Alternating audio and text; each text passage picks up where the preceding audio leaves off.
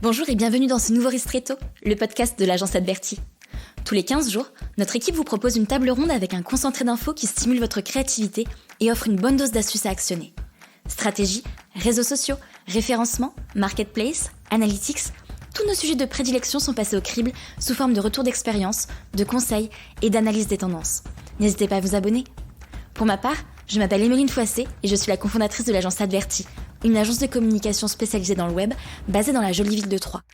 Mon équipe et moi-même accompagnons des PME, des grands groupes, des institutionnels, des e-commerçants et des startups dans leur stratégie de communication digitale. N'hésitez pas à vous renseigner sur notre site web agence-adverti.fr ou encore à nous envoyer un email sur ristretto@adverti.fr. Bonne écoute!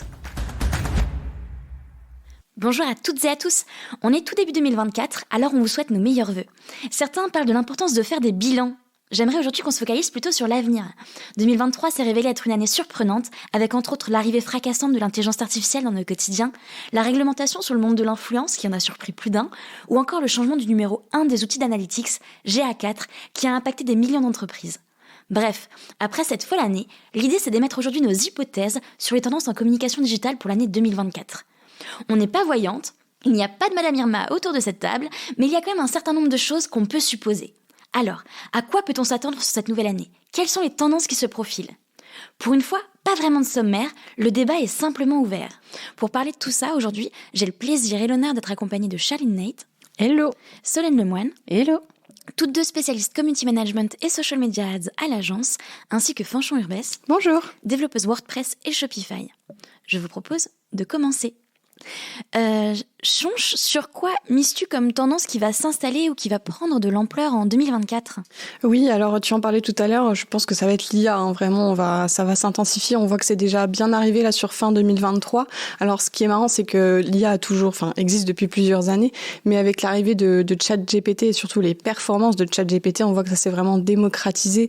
Tout le monde en parle, on en parle même à la radio, on en parle aux journaux télévisés. Enfin vraiment là, tout le monde connaît, tout le monde n'a pas encore testé, mais on voit que là, ça y est, quoi. C'est vraiment implanté dans notre quotidien. Donc, je pense que 2024, ça va simplement être la suite et puis l'amélioration de l'IA.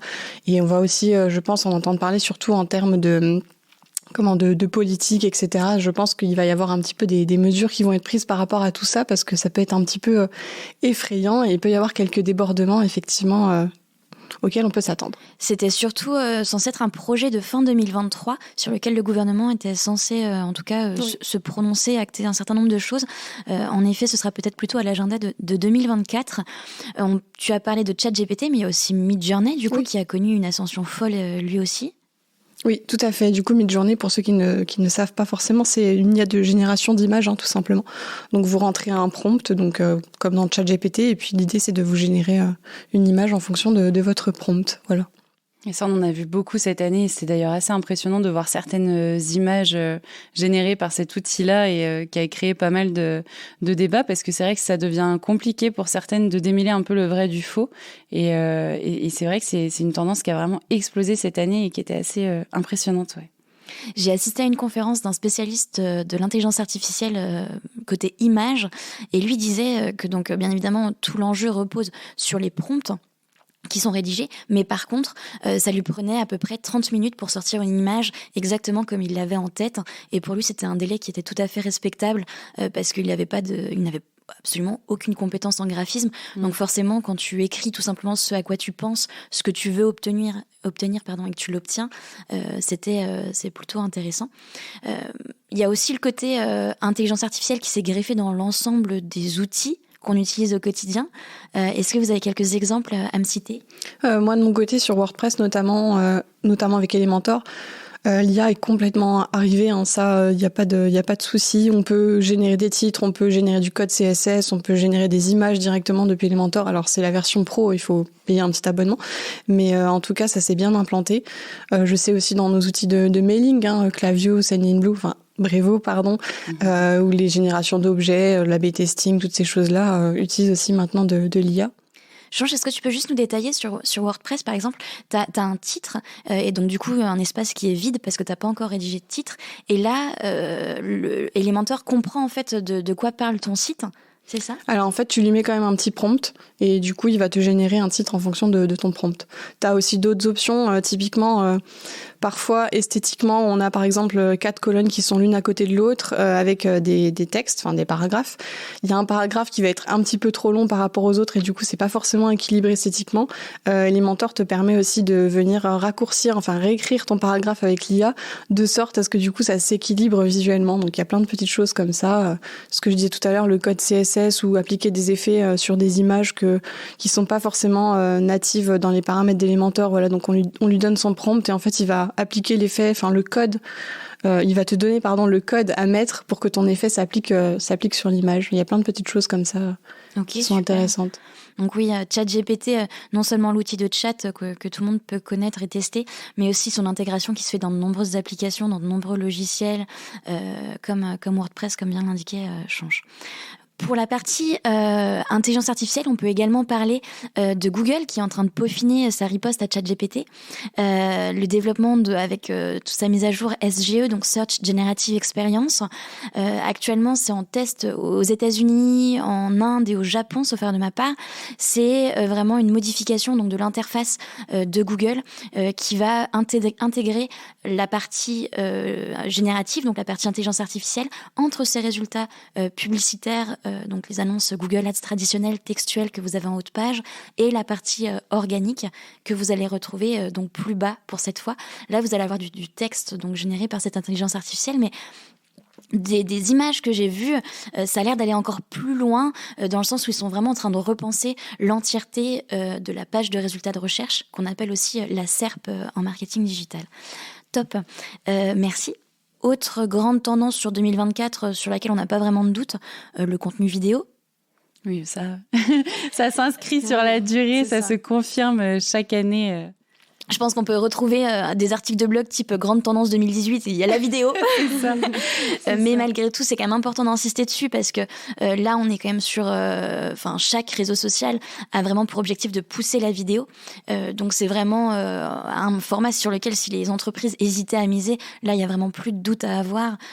TikTok est en train de tout rafler. Les Reels sur Instagram, ça devient un moyen facile d'avoir de la visibilité quand même. Ouais, et puis je trouve qu'il y a eu quand même une évolution dans l'utilisation de ce format-là, parce que je me rappelle, donc oui, 2018-2019, où on disait, oui, la vidéo, faut privilégier ce format, etc. En fait, au début, on le privilégiait, mais en se disant, attention, par contre, il faut toujours sous-titrer parce que les gens n'écoutent pas avec le son. Et c'était une période où vraiment, quand on regardait une vidéo, on mettait très peu le son. Aujourd'hui, il y a toujours donc cette problématique de sous-titrage, mais on a quand même vu un retour de l'importance du son avec l'arrivée de TikTok, où là, la musique est au cœur, en fait, des vidéos. Et du coup, il y a eu une inversion un petit peu de l'usage qu'on a fait de ce format-là. Et je trouve que c'était intéressant ces dernières années d'observer ça. Ouais. Et puis le côté, on s'est éloigné de la vidéo corporate pour aller plus vers de la vidéo social media, qui est tournée au téléphone, qui est tournée avec les moyens du bord, exactement, où l'authenticité reprend vraiment ses droits dans la vidéo. Super. Dans la même veine, alors on reviendra sur la partie réseaux sociaux, mais dans les grandes tendances sur lesquelles on a peu de doute également, tout ce qui est personnalisation de l'expérience client.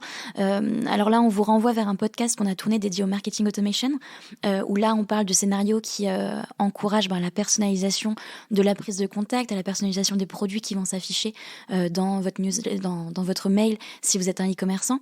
Mais ça va même encore plus loin. Soso, est-ce que tu peux nous parler un petit peu de ManyChat qu'on a découvert il y a quelques temps à l'agence? Oui, alors ManyChat, du coup, c'est un outil qui permet de générer des discussions privées sur différents réseaux. Nous, on avait vu essentiellement sur Instagram, c'était ça qui nous avait interpellés. En fait, ça va générer automatiquement un message privé avec un utilisateur et vous avez différents scénarios qui peuvent déclencher cette discussion-là. Par exemple, un utilisateur tag votre marque dans une story. Donc, quand c'est comme ça, ça ouvre une discussion entre le compte de la marque et l'utilisateur en question. Et donc là, dès qu'il y a un tag de votre nom de marque qui va être détecté, ça va ouvrir une discussion et donc ça va envoyer un message à la personne en disant merci pour votre intérêt et d'avoir mis en avant notre marque dans votre story. Pour vous remercier, on vous offre 10% sur votre prochaine commande avec tel code promo. Et ça, quand on a vu ça, on s'est dit c'est super intéressant. C'est une nouvelle relation, une nouvelle approche finalement de la relation client et ça permet d'avoir une proximité et d'offrir des petits avantages comme ça qui sont assez sympathiques. Donc, on n'a pas encore totalement creusé à fond toutes les possibilités qu'offre cet outil, mais en tout cas, c'est une belle découverte et il y a du potentiel, je pense, avec ça. Alors là, c'est vrai que les exemples sont tournés e-commerçants, mais ManyChat, pour le coup, c'est autant pour des e-commerçants que pour des entreprises qui sont dans de la génération de prospects traditionnels. Là, je repense en effet à l'exemple sur Instagram, où au final, la personne peut commenter le post et obtenir un livre blanc, obtenir un lien vers un webinaire, obtenir quoi que ce soit directement en message privé. Super, donc oui, personnalisation de l'expérience client. Autre sujet, il y a également tout ce qui est de plus en plus de piratage. Ça reste quand même d'actualité. Voilà. Là, sur 2023, ça s'est clairement intensifié. Malheureusement, j'ai du mal, en tout cas pour ma part, à imaginer que 2024 soit une année qui soit sereine pour les entreprises. Là, on vous renvoie vers notre tout premier podcast qu'on avait tourné et sur lequel on a vu de très bons retours parce que les entreprises sont un peu désemparées face à ce problème. On y dissémine de nombreuses astuces pour tenter de se protéger au maximum des tentatives de piratage. C'est vrai que c'est ça un sujet. On a l'impression qu'il n'y a pas de limite et qu'on ne voit pas de fin. Même les conseillers, quand on a les conseillers méta par message ou au téléphone, quand on fait les dépiratages de nos clients, même eux sont un peu désemparés finalement, donc c'est pas vraiment rassurant. Mais même eux croulent sous les cas et n'ont pas d'explication. Et on dirait qu'il n'y a pas de démarche pour aller vers des jours meilleurs par rapport à ça. Donc oui, effectivement, 2024 peut être un peu encore une année pour ce genre de choses, malheureusement. Ouais. Charline, est-ce que pour 2024, on doit s'attendre à des changements spécifiques niveau réseaux sociaux ? Oui, bien sûr, comme chaque année, il y a des évolutions. Là, notamment, il y a BeReal ou BeReal, je ne sais pas comment vous le prononcez. J'ai demandé à des étudiants, ils m'ont dit c'est BeReal. C'est vrai ? Oui. Dans ma famille, il y en a qui disent BeReal, ils sont très français. Vous le prononcez comme vous voulez. Pour ma part, je vais dire BeReal. Donc, on a BeReal qui s'installe de plus en plus. Là, cette année, ils arrivent dans le top des applications les plus téléchargées. Donc pour rappel, BeReal, c'est une application où en fait les personnes reçoivent une notification et elles ont 60 secondes, si je ne me trompe pas, pour faire une photo donc de face et d'arrière-plan entre guillemets pour montrer ce qu'elles sont en train de faire. Si vous avez de la chance et que vous avez fait votre BeReal à l'heure, vous aurez le droit d'en faire plusieurs dans la journée. Donc cette application, elle se développe de plus en plus et faut savoir qu'elle n'a pas de business plan, cette application, puisqu'en fait on retrouve pas de publicité. Enfin, il y a rien dessus qui visiblement leur rapporte de l'argent. Et de business model, du coup, oui. De business model, pardon, je me suis trompée dans mon mot. C'est un peu le point noir de ce réseau social qui est en train de prendre beaucoup d'ampleur. C'est qu'en effet, pour le moment, tout repose sur des levées de fonds. Donc voilà, on peut se demander quel est l'avenir quand même de BeReal pour 2024, mais en tout cas, les utilisateurs se plaisent sur cette application, en tout cas des échos que j'en ai. De façon totalement inexpliquée. Ils tout s'y à fait. plaisent, ils aiment l'utiliser, mais quand tu leur demandes pourquoi tu aimes cette application, je ne sais pas. Et je pense que c'est parce que ça remet l'authenticité au cœur de tout. Alors, côté Instagram, il y avait le côté story qui est censé pousser l'authenticité, parce que les posts sont très travaillés, mais les stories le sont moins.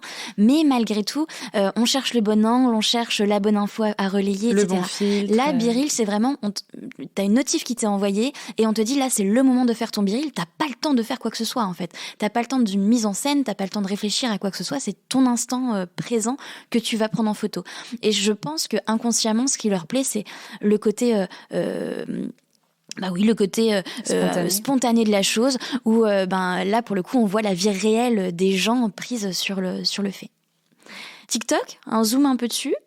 Ouais, donc TikTok il continue d'évoluer, il se développe de plus en plus comme d'habitude. Ils ont ouvert une nouvelle partie, entre guillemets, une nouvelle fonctionnalité où on retrouve la photo aussi maintenant sur TikTok.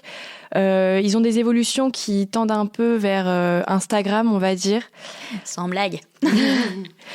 Et ils suivent le chemin qu'ils avaient déjà pris TikTok, l'évolution. Moi, ce que je vois surtout comme tendance en 2024, ce coup-ci, c'est vraiment les entreprises qui s'y mettent fois 1000. On le voit à l'agence aujourd'hui en termes de prestations qui sont recherchées. Il y a cette partie TikTok qui n'y avait pas du tout sur 2022, par exemple. Sur 2022, on en était à une phase où les entreprises se disaient « Est-ce qu'il faut que j'y aille parce que je vois que de plus en plus de personnes sont dessus ?» Il y avait déjà pas que des ados qui étaient dessus en 2022. Donc, 2023, là, elles se sont posé la question du comment est-ce que j'y vais. Et 2024, il n'y a aucun doute à avoir sur le fait que ce pôle-là, en tout cas au sein de l'agence, va prendre de plus en plus d'ampleur, justement parce que les entreprises, ce coup-ci, y vont. On a aussi la partie publicitaire de TikTok qui a beaucoup évolué et qui va dans le sens des entreprises. Et puis, TikTok, on va pas se mentir, c'est aussi le réseau social où, en termes de visibilité, création d'images de marque, de notoriété, etc., qui offre la plus belle visibilité à l'heure actuelle. Je pense que c'est d'ailleurs le développement de toute l'offre publicitaire qui a fait qu'il y a eu un petit déclencheur dans l'esprit des entreprises en se disant ah bah là il y a peut-être quand même vraiment quelque chose d'intéressant à faire.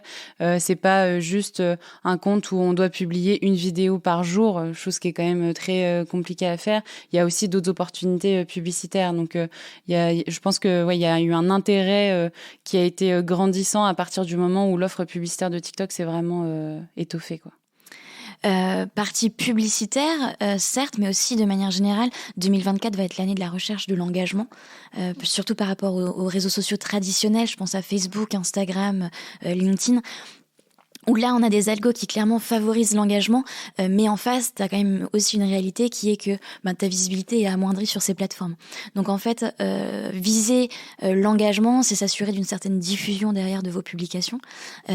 Pour ça, il y a plusieurs astuces. Est-ce que vous en avez quelques-unes à me citer peut-être Charline, Soso? Pour obtenir plus d'engagement ? Oui. Ça va être par exemple à la fin d'un carrousel sur Instagram... inviter les personnes à liker, enregistrer, commenter votre carrousel, inviter une personne à lire ce carrousel. Les différents stickers qu'on peut avoir en story aussi, tout ce qui est boîte à questions, sondage, ce genre de choses, ça génère toujours pas mal d'interactions. Et en plus, derrière, ça aide aussi à obtenir plus de visibilité. Mais ManyChat qu'on évoquait tout à l'heure va aussi dans ce sens. Quand vous mettez en place un scénario où la personne doit laisser un commentaire sur une publication, forcément, ça vient augmenter votre taux d'engagement parce que le commentaire fait partie de ce qui est pris en compte dans ce calcul. Et dans les nouveautés aussi, alors c'est pas encore en place, mais je crois que ça va. Enfin, c'est dans les choses en développement. Il y aura la possibilité, s'ils vont au bout, de faire une publication collaborative. Donc une personne fait une publication dans son compte de façon très classique et les autres personnes, les autres utilisateurs pourront venir ajouter du contenu eux aussi à cette publication. Sur Instagram, du coup. Sur Instagram, ouais. Donc peut-être qu'on va voir ça, surtout ça peut être intéressant pour tout ce qui est influenceurs et compagnie. Je pense, je sais pas, avoir cet esprit de communauté qui joue comme ça avec la publication de l'influenceur. Mais en tout cas, ça va vraiment dans le sens de l'engagement qu'on évoque là. Super. Et côté SMA, est-ce qu'il y a des choses qui vont nous tomber sur le coin de l'œil pour 2024 ? Parce qu'il y a eu beaucoup de changements sur 2023 déjà. Oui, il y a eu déjà énormément de changements. Là, maintenant, c'est bien installé que la tendance est de vraiment laisser l'algorithme faire les choses sur tout ce qui est paramétrage de vos campagnes publicitaires. Meta a mis en place une option qui s'appelle Advantage Plus, qui est en fait disponible à différents niveaux de paramétrage de votre campagne. Donc, on le retrouve pour la partie budgétaire, on le retrouve pour la partie ciblage et aussi pour la partie contenu réellement, texte, visuel, etc. Et donc là, on sent que vraiment la tendance est de laisser l'algo faire sa petite tambouille et diffuser nos publicités derrière selon les critères qu'il aura jugé le plus pertinent. Donc au début, c'est vrai que cette année, c'était assez déconcertant quand tu as une audience assez précise ou tu as envie de mettre des centres d'intérêt, que tu as envie de préciser un peu les choses et qu'en fait, on te dit non, c'est précise le moins possible. Tu mets à la limite une tranche d'âge, une zone géographique et derrière, l'algo, il va détecter sur ton visuel qu'il y a tel élément qui figure, tel mot-clé dans ton texte pareil. Et donc, en se basant là-dessus, il va diffuser derrière aux personnes qui sont les plus susceptibles d'être intéressées. Donc, c'était un peu déconcertant. Une fois qu'on a testé, on s'est rendu compte que finalement, ça marchait bien. Donc, je pense que 2024 va être vraiment encore une année qui va aller dans ce sens. Là, ça marche. Là, c'est plus sur le côté, du coup, intelligence de l'algorithme. L'autre réalité qu'il y a, c'est la perte de données qui remonte quand même. Ouais. Avec tous les grands changements aussi qu'on observe ces derniers temps sur la mise en place d'iOS 14 il y a quelques années maintenant, tout ce qui est règlement de façon générale sur les données personnelles des gens. C'est vrai que c'est un peu plus compliqué d'avoir autant de données qu'avant. On en a encore en vrai, mais on peut perdre un petit peu en précision. Et c'est vrai qu'il y a pas mal de choses maintenant à faire pour essayer de récolter toujours un maximum d'informations, mais c'est plus délicat que ce qu'on a pu connaître auparavant. Ouais. Est-ce que tu peux nous toucher 2 mots sur Stape qu'on met en place à l'agence pour nos clients qui font tout ce qui est SMA, donc publicité sur les réseaux sociaux, et particulièrement sur Meta avec Stape. Avec la mise en place de la mise à jour d'iOS 14 il y a quelques années, Meta a mis en place derrière une API conversion, donc qui avait pour objectif de continuer à collecter des données qu'on perdait finalement avec les derniers changements qu'il y avait eu.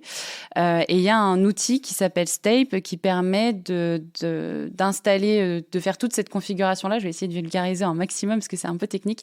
Mais en gros, toute cette configuration-là qui peut s'avérer très technique en passant par des tag managers, en passant par du code, etc. Là, il y a un outil qui s'appelle Stape et qui permet de le faire de façon très fluide. On l'a mis en place avec Chonch en littéralement 10 minutes pour un client. Et c'est vraiment très simple. Et donc ça permet d'avoir toujours des données qui remontent et de mesurer un peu plus les performances de vos campagnes grâce à ça. Stape, et je crois que le concurrent principal, c'est Addingwell. Ouais. Ok, super. Très bien. En tout cas, merci beaucoup. C'était super intéressant. Comme je disais en intro, on n'est pas médium. On est quand même cependant assez sûr qu'un certain nombre de ces tendances vont se confirmer sur 2024. Je vous cache pas que moi, à titre perso, j'ai hâte de voir lesquelles. Ce podcast touche à sa fin. Merci à toutes les 3 pour vos interventions dans ce débat passionnant. Merci. Et merci aussi, chers auditeurs et chères auditrices, de nous avoir écoutés. Je vous dis à très vite. À bientôt. Voilà, notre podcast est terminé. Si celui-ci vous a plu, n'hésitez pas à nous laisser 5 étoiles sur votre plateforme d'écoute préférée. Cela nous sera d'une grande aide pour faire connaître ce podcast à un maximum de monde. Vous avez des questions ou souhaitez échanger avec nous sur le contenu de ce podcast ou toute autre chose ? N'hésitez pas à nous contacter via nos réseaux sociaux ou sur ristretto@adverti.fr. À très vite.